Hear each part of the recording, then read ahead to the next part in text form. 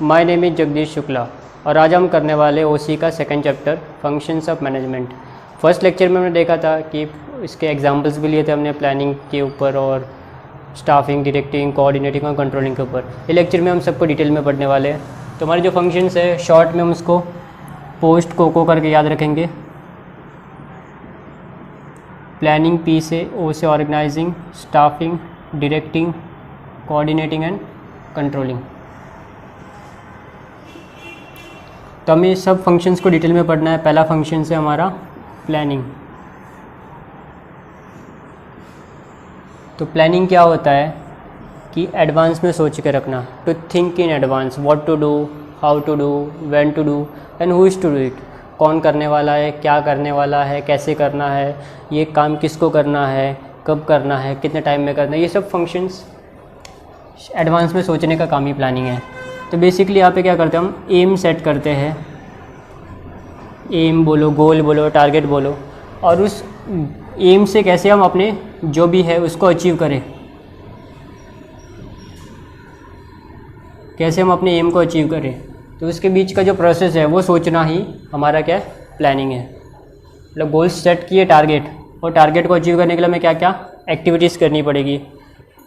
ये एक्टिविटीज़ में हम कैसे किस किस को रिस्पॉन्सिबिलिटीज़ देंगे, ये कितने टाइम में होना चाहिए। तो हमारे जो गोल्स होते हैं ना वो स्मार्ट होने चाहिए। तो हम लोग गोल्स कैसे सेट करेंगे, स्मार्ट गोल्स।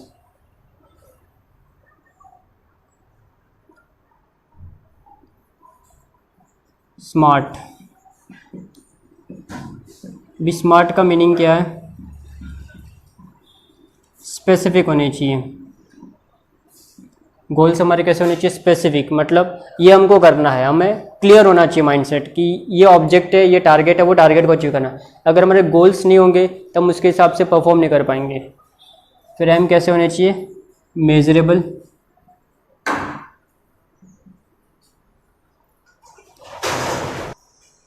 तो सेकंड क्या था, मेजरेबल। आपके एम कैसे होने चाहिए, मेजरेबल, उसको मेज़र कर सके, मतलब हमारा कितना काम हुआ है, कितना बाकी है, कितना टाइम में कंप्लीट हो जाएगा वो।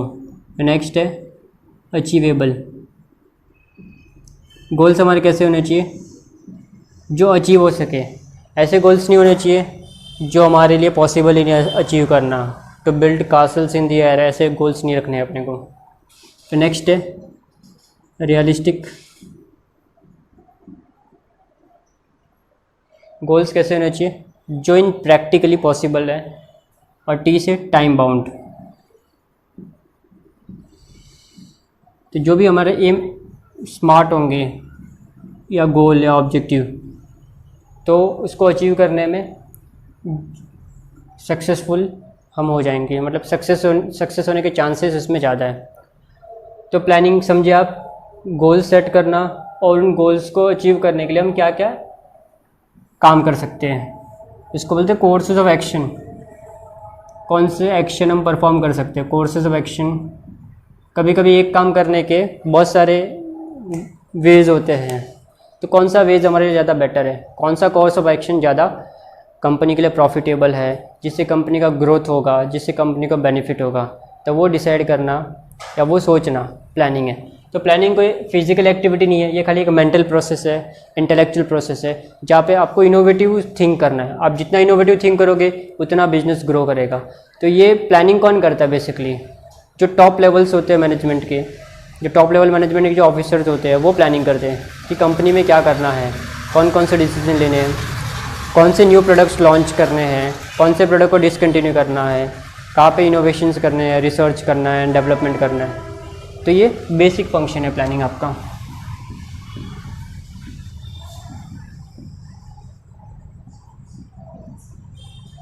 तो अभी हम इसके, तो चलिए अभी देखते हैं इंपॉर्टेंस ऑफ प्लानिंग। प्लानिंग क्यों इम्पॉर्टेंट है, इम्पॉर्टेंस, सिग्निफिकेंस भी बोल सकते हैं हम, कि प्लानिंग करना क्यों हमारे लिए इम्पॉर्टेंट है। Helps to set clear objectives. Objectives मतलब एम, गोल, टारगेट, आप कुछ भी बोल सकते हो उसको। तो आपके जो गोल्स सेट करने में हेल्प करता है प्लानिंग। कैसे गोल्स होने चाहिए, क्लियर, मतलब एग्जैक्टली आपको करना क्या है। जब गोल्स क्लियर होंगे तब आप उन गोल्स को अचीव कर पाओगे, जब तक गोल सेट नहीं होंगे तब तक वो अचीव नहीं होंगे। तो मैनेजमेंट का मेन एम है, इंटेंशन क्या है, to set goals and to achieve them. तो सबसे पहले हमें गोल तो सेट करने होंगे।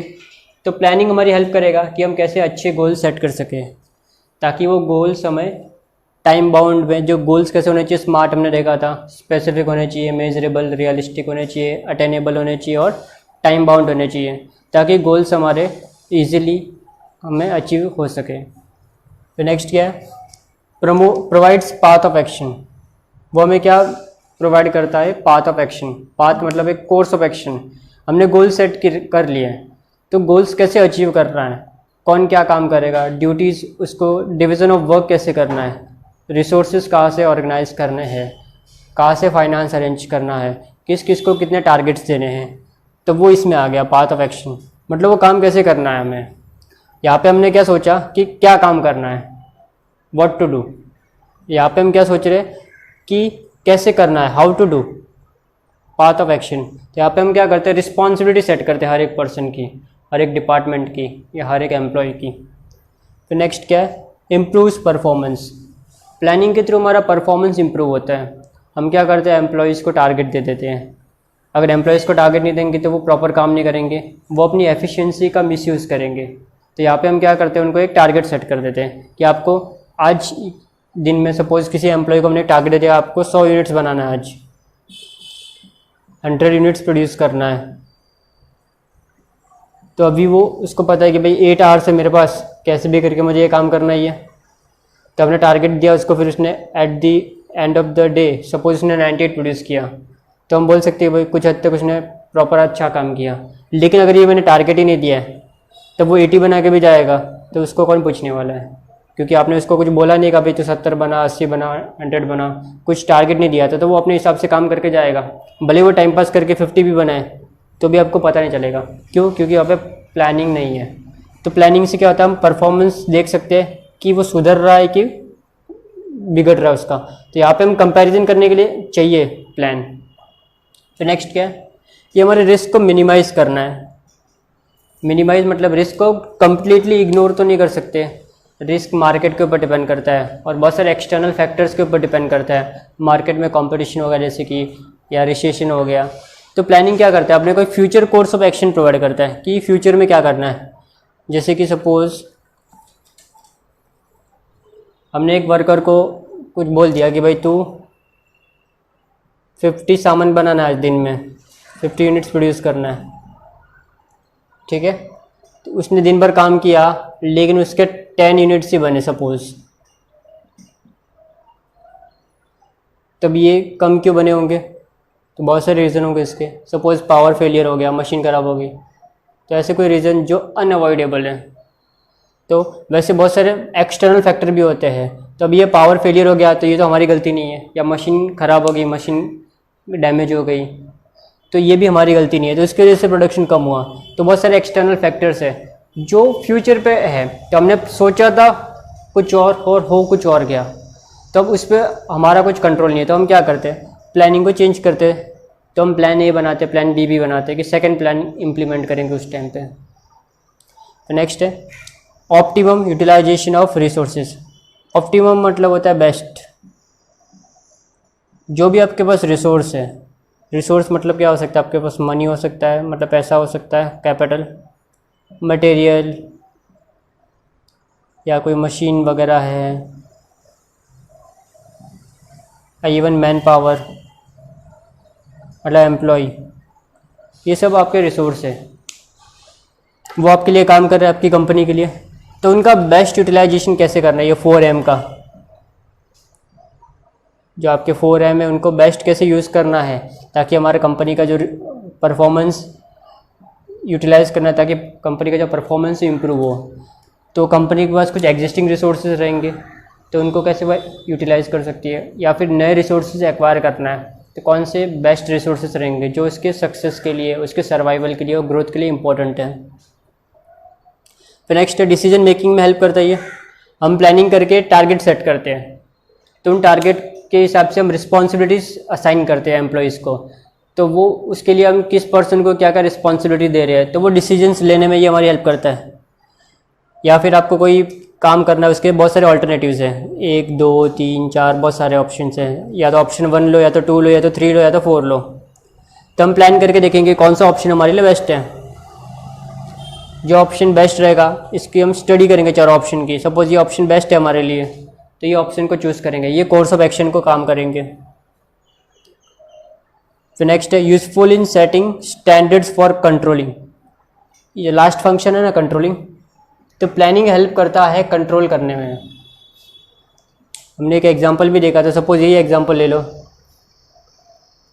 हमने इसको बोला था 50 बनाने के लिए, उसने बनाया 40। एक डे का टारगेट दिया था हमने, तो 50 सामान बनाना, लेकिन कितना बनाया 40। तो अभी मैं उसको पकड़ूंगा ना कि भाई तेरा कम 10 यूनिट्स कम क्यों बना। तो हमने क्या किया था, एक तो प्लान टारगेट सेट किया था, मतलब प्लान, उसके हिसाब से परफॉर्मेंस हुआ, परफॉर्मेंस मेज़र किया, कितना आया 40। फिर दोनों को कंपेयर किया, डिफरेंस आया 10 का। अब ये डिफरेंस क्यों आया उसके रीज़न ढूंढेंगे। तो इसको बोलते हैं कॉजेज़ ऑफ डेविएशन, कि डेविएशन क्यों हो रहा है। फिर इन कॉजेज़ को एनालाइज करेंगे, और एनालाइज करने के बाद हम एक्शन लेंगे। अभी जैसे कि वो बोल रहे कि ये 40 यूनिट्स क्यों बने, रॉ मटेरियल ख़त्म हो गया, या फिर हमको ऑर्डर लेट काम चालू गया, ऑर्डर लेट आया, इसके लिए लेट काम चालू हुआ, या फिर कुछ भी हो सकता है, बोलते कि पावर नहीं था बीच में। तो कुछ जेन्युइन रीज़न भी हो सकते हैं, कुछ फालतू रीज़न भी हो सकते हैं। तो हम सब रीज़न को देखेंगे, डेविएशंस को। उसके बाद हम इसको स्टडी करेंगे, बाद में एक्शन लेंगे, मतलब अपने को करना क्या है। एम्प्लॉय की गलती है या हमारा प्लान भी फॉल्टी हो सकता है। हमने बहुत ज़्यादा हाई टारगेट रखा है कि वो अचीव करना मुश्किल होता है। तो ये सब रीजंस को एनालाइज करके हमें क्या लेना, एक्शन। इसी को बोलते हैं एक्चुअली कंट्रोलिंग। अगर सपोज ये यहाँ पे नहीं होता, तब एम्प्लॉय ने 40 बनाया, ज़्यादा बनाया कि कम बनाया, मैं कैसे बोल सकता हूँ, क्योंकि कंपेयर करने के लिए कुछ है ही नहीं फिगर। तो हो सकता है कि 40 अगर मैं 30 से, वो एम्प्लॉय बोले कैसा नॉर्मली 30 बनता है, मैंने तो 40 बनाया, अच्छा काम किया। लेकिन मैंने अगर इसको बोला 50, तो मैं कंपेयर कर सकता हूँ ना। तो कंट्रोलिंग बिना प्लानिंग के पॉसिबल ही नहीं है। फिर नेक्स्ट देखते हैं, सारी एक्टिविटीज़ का कोऑर्डिनेशन प्लानिंग के थ्रू होता है। प्लानिंग क्या करता है, सब एक्टिविटीज़ का कोऑर्डिनेशन करता है। कोऑर्डिनेशन ऑटोमेटिकली आता है, अगर आपका प्लानिंग अच्छा है तो सब काम स्मूथली चलेगा। जैसे कि प्रोडक्शन डिपार्टमेंट हो गया, परचेज डिपार्टमेंट हो गया। परचेज डिपार्टमेंट गुड्स खरीदता है, वो खरीद के प्रोडक्शन डिपार्टमेंट को देता है, प्रोडक्शन डिपार्टमेंट इसको प्रोड्यूस करके सेल्स को देता है। सपोज ये काम चल रहा है, तब यहाँ पे अगर किसी एक डिपार्टमेंट का काम रुक गया, इसका रुक गया, तो इन तीनों का रुक जाएगा, दोनों, ये दो भी खाली हो जाएंगे। तो सब एक्टिविटी स्मूथली काम करे, तो ये क्या करता है, प्लानिंग। तो ये प्लानिंग करेगा। जैसे कि सेल्स का सपोज 1 लाख का ऑर्डर आने वाला है, तो ये पहले से उसको बोल देगा कि भाई इस साल अपने को 1 लाख, या इस महीने में अपने को इतना प्रोड्यूस करना है। तो उसके हिसाब से वो क्या करेगा, बनाएगा गुड्स कि भाई 1 लाख का अपने को स्टॉक मेंटेन करना है, तो इसके हिसाब से परचेज भी करेगा, ऑर्डर्स भी प्लेस करेगा। तो प्लानिंग होगी तो सब में कोऑर्डिनेशन होगा। फिर अदर जो मैनेजमेंट फंक्शंस हैं प्लानिंग के अलावा, ये OSD COCO, ऑर्गेनाइजिंग है, staffing, directing, coordinating and controlling. दूसरे मैनेजमेंट के फंक्शंस भी प्लानिंग के ऊपर डिपेंड करते हैं। जैसे कि ऑर्गेनाइजिंग के ऊपर भी हमें सोचना तो हर जगह पड़ता है, बिना सोचे हम कोई भी काम नहीं कर सकते। तो ऑर्गेनाइजिंग में भी सोचना पड़ता है, स्टाफिंग में भी सोचना पड़ता है, डायरेक्टिंग में भी, कोऑर्डिनेटिंग में, और इवन कंट्रोलिंग में भी। कंट्रोलिंग का तो एग्जांपल भी देखा हमने कि कंट्रोलिंग चालू ही प्लानिंग से होता है। अगर ये टारगेट नहीं होगा, टारगेट कब सेट होगा, जब प्लानिंग होगी, तब तक कंट्रोलिंग हो ही नहीं सकता। फिर स्टाफिंग में भी देखेंगे हम लोग, आगे पढ़ेंगे तब। इन सब में प्लानिंग चाहिए, मतलब प्लानिंग एक बेसिक फंक्शन है जो हर जगह होता है। इसके बिना कोई भी फंक्शन परफॉर्म नहीं कर सकता। तो चलिए अभी नेक्स्ट फंक्शन देखते हैं। तो नेक्स्ट फंक्शन है हमारा ऑर्गेनाइजिंग। ऑर्गेनाइजिंग मीन्स बेसिकली हम बोल सकते हैं अरेंजमेंट्स। हमने सोच लिया, प्लानिंग किया कि हमें क्या क्या चाहिए, बट सोचने से काम तो होता नहीं है। जो भी रिसोर्सेस है उसको क्या करना है, अरेंज करना है रिसोर्सेस को। अभी रिसोर्सेस बेसिकली क्या हो सकते हैं, मेनली जैसे कि हमने डिस्कस किया था, मैन हो सकता है, मैन पावर मतलब मशीन हो गया, मटेरियल हो गया, और मेथड हो सकता है कि कौन सा मेथड फॉलो करें हम प्रोडक्शन करने में। एक और है इम्पोर्टेंट है मनी करके है। तो ये जितने भी एम है ये सब इम्पोर्टेंट चीज़ें हैं आपके लिए रिसोर्सेज, कि हमारे पास मनी को अरेंज करना, अगर मनी की ज़रूरत है तो, क्योंकि फाइनेंस के बिना तो बिज़नेस पॉसिबल ही नहीं है। मैन पावर की रिक्वायरमेंट होती है, मैन पावर मीन्स लेबर, तो लोगों को अरेंज करो काम के लिए। तो बेसिकली ये काम स्टाफिंग करता है। फिर मशीन, काम करने के लिए, प्रोडक्शन करने के लिए मशीन भी ज़रूरत होगी। मटेरियल मतलब रॉ मटेरियल हो गया, जिनके बिना प्रोडक्शन पॉसिबल ही नहीं है। और मेथड मतलब हमें प्रोडक्शन कैसे करना है, टेक्नोलॉजी कौन सी यूज़ करनी है, सेमी ऑटोमेटिक है, फुल्ली ऑटोमेटिक है, या मैनुअल लेबर के थ्रू काम करना है, तो कैपिटल इंटेंसिव करना है कि लेबर इंटेंसिव करना है। तो ये सब चीज़ें डिपेंड करती है। तो वो डिपेंड करता है कि हमने प्लानिंग कैसे की है, तो उसके हिसाब से अपने को क्या करना है, रिसोर्सेज ऑर्गेनाइज करना है। या तो हमारे पास ऑलरेडी है तो उनको कैसे हमें यूटिलाइज़ करना है बेस्ट, तो वो ऑर्गेनाइजिंग के अंदर आता है। मतलब बेसिकली रिसोर्सेज को जमा करो और उसका यूज़ करो, तो वो ऑर्गेनाइजिंग है। तो ऑर्गेनाइजिंग अगर इसको मीनिंग बोले तो इसके क्या हो गए कि डिफ़ाइन करना है अपने को एक्टिविटीज़ और ग्रुप करना है उनको, और जो भी पर्सन्स है उसमें एक अथॉरिटी रिस्पॉन्सिबिलिटी रिलेशनशिप इस्टेब्लिश करनी है। हमने एक प्रिंसिपल भी पढ़ा था फर्स्ट लेसन में, अथॉरिटी रिस्पॉन्सिबिलिटी के ऊपर, अथॉरिटी एंड रिस्पॉन्सिबिलिटी, कि किस पर्सन को क्या करने की अथॉरिटी है। अथॉरिटी मतलब हक, उसका राइट, और रिस्पॉन्सिबल मतलब उसका एक ऑब्लिगेशन। यहाँ पे हम उसको पावर दे रहे हैं कि भाई तू ये काम कर सकता है, और यहाँ पे हम उसको जिम्मेदारी दे रहे हैं कि ये काम करना तेरा जिम्मेदारी है या तेरा ऑब्लिगेशन है, तो वो रिस्पॉन्सिबिलिटी होता है। विदाउट अथॉरिटी हम काम नहीं कर सकते हैं। जब तक आपको ऑथराइज नहीं किया जाए तब तक आप वर्क नहीं कर सकते। लेकिन अथॉरिटी के साथ रिस्पॉन्सिबिलिटी भी मिलनी ज़रूरी है, क्योंकि हमने किसी को अथॉरिटी दी कि आप काम कर सकते हो, बट हमने उसको लायबल नहीं ठहराया, जिम्मेदार नहीं ठहराया, तब वो अपनी अथॉरिटी का मिसयूज़ कर सकता है। तो दोनों होना बहुत ज़रूरी है, साइमल्टेनियस होना चाहिए। अथॉरिटी भी होनी चाहिए एज वेल एज रिस्पॉन्सिबिलिटी भी होनी चाहिए। अथॉरिटी अगर ज़्यादा है तो उसका मिसयूज़ कर सकता है, और रिस्पॉन्सिबिलिटी है और अथॉरिटी नहीं है तो काम नहीं कर सकता, क्योंकि उसके पास पावर ही नहीं है काम करने की। उसको अथॉरिटी मतलब उसके पास हक नहीं है, अधिकार नहीं है, राइट नहीं है। तो भी इसका इम्पोर्टेंस देखते हैं क्या है।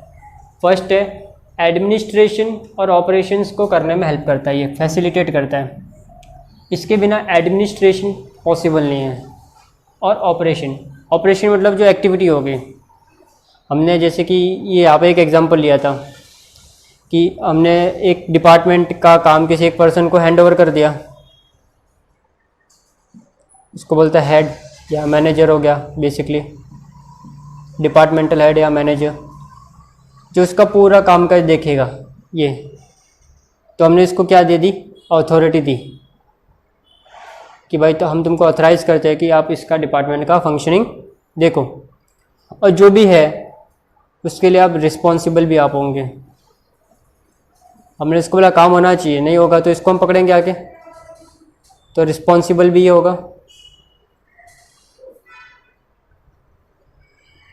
तो अथॉरिटी के साथ साथ हमने मैनेजर को क्या दे दी, रिस्पॉन्सिबिलिटी भी दे दी कि आपको ये काम करना है, एज वेल एज अगर नहीं हुआ तो हम उसके लिए तुम लायबल हो। जो लोग काम कर रहे हैं उनको नहीं पकड़ेंगे हम लोग। तो वो एडमिनिस्ट्रेशन हो गया। और ऑपरेशन मतलब वो एक्टिविटीज़ जो ये एम्प्लॉयज़ कर रहे हैं, वो एक्टिविटीज़ कब कर पाएंगे, जब उनके पास क्या होंगे, रिसोर्सेज होंगे ना। एम्प्लॉयज़ के पास अगर मशीन्स नहीं है तो कैसे फंक्शन करेंगे, मैन पावर नहीं है तो कैसे, बिना मैन पावर के कैसे वर्क होगा, काम होगा। तो एम्प्लॉयज़ भी ज़रूरत है, मैन पावर ज़रूरत है, मनी की ज़रूरत है। फिर नेक्स्ट क्या है, ब्रिंग्स स्पेशलाइजेशन। स्पेशलाइजेशन कब आता है, जब हम एक ही एक्टिविटी को कंटिन्यूस करते हैं, बार बार करते हैं, तब हम उसमें एक्सपर्ट हो जाते हैं। बेसिकली एक प्रिंसिपल है डिवीजन ऑफ वर्क का। हेनरी फ्योल ने 14 प्रिंसिपल्स दिए, उसमें से एक है डिवीजन ऑफ वर्क। हमने अकाउंट्स में भी पढ़ा है, अपने 11th में पढ़ा होगा, जर्नल होता था, उसके बहुत सारे सब्सिडरी बुक्स बना दिए हमने, 8 बुक्स है। जैसे कि मैं शॉर्ट में बोल सकता हूँ, परचेज बुक है, सेल्स बुक है, परचेज रिटर्न बुक है, सेल्स रिटर्न बुक है, और भी बहुत सारी है। कैश बुक हो गई, पेटी कैश बुक हो गई, परचेज रिटर्न बुक, फिर अपना जर्नल प्रॉपर हो गया। तो हमने क्या किया, हर एक इंसान को एक एक काम बैठा दिया यहाँ पे कि भाई पहला इंसान ये करेगा, सेकंड पर्सन ये काम करेगा, थर्ड पर्सन ये करेगा, फोर्थ पर्सन ये करेगा। तो ये क्या किया, हमने काम को बांट दिया ना। अभी एक इंसान यहाँ पे काम करता था, तो अभी हमने यहाँ पे कितने लोगों को बैठा दिया, अलग अलग लोगों को, 4 लोग फिलहाल मैंने एग्जाम्पल में 4 पर्सनस लिए, तो इन चारों में काम को बांट दिया। तो यही होता है डिवीजन ऑफ वर्क। तो अभी ये इंसान खाली परचेज का काम करेगा, ये इंसान खाली सेल्स का काम। तो हमने क्या किया, यहाँ पे काम को बांट दिया, ये परचेज का काम करेगा, ये खाली सेल्स का काम करेगा, ये परचेज रिटर्न का देखेगा, ये सेल्स रिटर्न का देखेगा। तो ये बार बार एक ही इंसान एक ही काम को करता रहेगा। अभी एक ही इंसान बार बार एक ही काम को कंटिन्यूस करता रहेगा तो उसमें एक्सपर्ट बन जाएगा। तो इसी से क्या आएगा, स्पेशलाइजेशन, मतलब एक ही काम बार बार करना बेसिकली। तो उसमें हम एक्सपर्ट बन जाते हैं, इसी को बोलते हैं स्पेशलाइजेशन। ये क्यों होता है, डिवीजन ऑफ वर्क की तरह, उसका बेनिफिट होता है ये। नेक्स्ट है डिफाइंस जॉब्स प्रॉपरली। जॉब्स मतलब उनका एक्टिविटी या वर्क। अभी एम्प्लॉयज़ को पता होना चाहिए कि उससे एक्सपेक्टेशन क्या है। हमने टारगेट सेट कर लिए, तो हम टारगेट एम्प्लॉयज़ को बताएंगे ना, तभी तो वो अचीव करेंगे। जैसे कि सेल्स लोग होते हैं, जो सेल्स पर्सन होते हैं, उनको सेल्स टारगेट देते हैं हम लोग कि ये वीक में, ये मंथ में आपको इतना टारगेट अचीव करना है। अगर आपने अचीव किया तो आपको एक्स्ट्रा मोटिवेट करने के लिए उनको कमीशन दिया जाता है, ताकि वो ज़्यादा और बेटर वे से परफॉर्म कर सकें। तो उनको पता होना चाहिए प्रॉपर्ली, मतलब प्रॉपर्ली उनको एक्सप्लेन करना है कि हमारे टारगेट्स क्या है, हम उसको कैसे अचीव कर सकते हैं, वो डिफाइन करना है, उनको एक्सप्लेन करना। क्लैरिफाई करना ऑथोरिटी एंड रिस्पॉन्सिबिलिटी। ये हमने ऑलरेडी देखा था कि हर एक पर्सन को क्या पावर दिया गया है, उसको हम लोग की रिस्पॉन्सिबिलिटीज़ भी बोलते हैं। की रिस्पॉन्सिबिलिटीज़ या की रिस्पॉन्सिबल एरियाज़ उसकी। हर एक पर्सन को पता होता है कि उसकी जिम्मेदारियाँ क्या है, वो क्या, उसके पास पावर क्या है, उस काम क्या कर सकता है, और क्या अगर नहीं हुआ तो उसके लिए क्या उसकी रिस्पॉन्सिबिलिटीज़ है, ऑब्लिगेशंस क्या है। तो वो हर एक पर्सन को पता होना चाहिए कि उसका ड्यूटी क्या है और उसका राइट्स क्या है। नेक्स्ट है कोऑर्डिनेशन स्टैब्लिश करता है।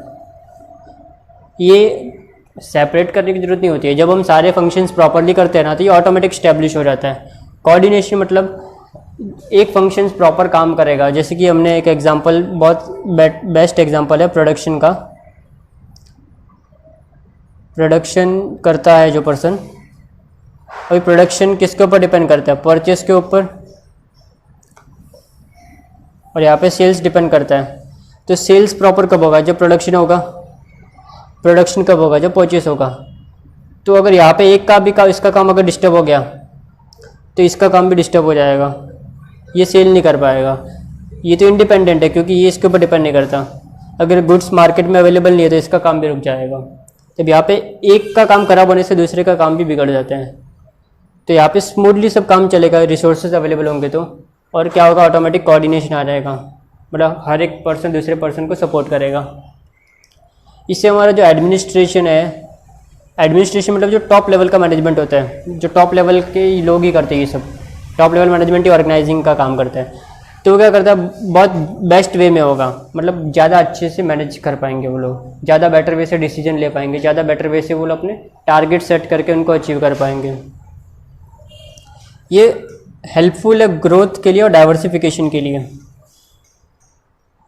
अभी ऑर्गेनाइजिंग का मतलब क्या, रिसोर्सेज को बेटर वे में यूज़ करना। तो उन रिसोर्सेज को कैसे यूज़ करके बिजनेस को एक्सपांड करें। ग्रोथ करना मतलब बिजनेस को आगे बढ़ाना। वो कब बढ़ेगा, ग्रोथ के लिए सबसे मेन क्या चाहिए, आपको प्रॉफिट चाहिए। प्रॉफिट कब होगा, जब लॉसेस मिनिमम होंगे। लॉसेस कब मिनिमम होंगे, जब आप जो भी रिसोर्सेज आपके पास वो बेस्ट यूज़ करोगे। एम्प्लॉय प्रॉपर अच्छे से काम करेगा, आपके पास जो मनी पड़ा है वो प्रॉपर यूज़ कर रहे हैं, जो भी है आपके पास, मैन है, मशीन है, मटेरियल है, मेथड है, उन सब का बेस्ट यूज़ करोगे, तब आपका वेस्टेज कम होगा। जब वेस्टेजेस कम होगा तब आपकी, और उसके साथ ही आपकी एफिशिएंसी भी बढ़ेगी। वेस्टेजेस कम होने से प्रॉफिट सीधा बढ़ेगा, क्योंकि वेस्टेजेस मतलब खर्चे कम होंगे तो आपका अल्टीमेटली क्या बढ़ेगा, प्रॉफिट बढ़ेगा। और वही प्रॉफिट हम यूज़ कर सकते हैं अपने बिजनेस को आगे ग्रो करने के लिए, या फिर अलग बिजनेस लाइन में जा सकते हैं। हम एक बिजनेस से दूसरे बिजनेस में अपने जा सकते हैं और बिजनेस को क्या करते हैं, एक्सपांड और डाइवर्सिफाई कर सकते हैं, मतलब एक नई लाइन स्टार्ट कर सकते हैं बिजनेस की। नेक्स्ट क्या है, सेंस ऑफ सिक्योरिटी। लोगों में क्या आएगी, एक सिक्योरिटी की सेंस आएगी।